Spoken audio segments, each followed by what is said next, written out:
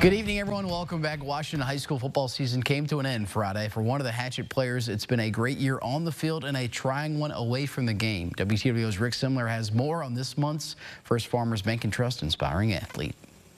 Offensive lineman Zachary Veale was a key player in helping the Hatchets go 5-5 this year and deliver their program's first winning season since 2016. For Veale, playing football isn't just a game, it's a chance for him to escape some major life challenges that have been thrown his way. Go. At 6'6", 275 pounds, Washington junior offensive lineman Zachary Veale has the attention of college football programs. So exciting. You never know when you're going to get another message on Twitter or another email telling you, just saying hey, you're doing great, or hey, we'd like you to come watch us. He's worked really hard in the off season. He's come in with the right attitude and done a great job. Totally different kid from last season. He's just improved so much. Getting college interest makes it exciting. Zachary isn't just playing to impress schools these days. He's also giving it all for someone very close to him. I try to come out here all the time, play extra hard on his behalf. That person Zachary is talking about is his 14-year-old little brother Eli, who was born with a heart defect.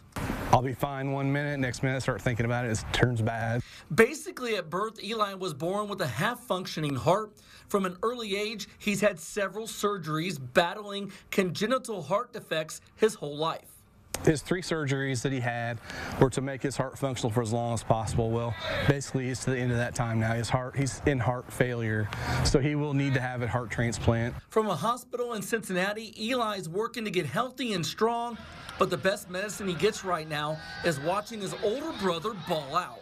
One of the Hatchet games was streamed while Eli was in the hospital, so he got to watch his brother play on TV, which we thought was really cool. He tries to listen to the games every week. I just knew I kind of had to step up for him and kind of be his guy. For the Veale family, they couldn't be prouder of their sons and the way they're handling what life has thrown at them. It's awesome to watch him excel and in his area.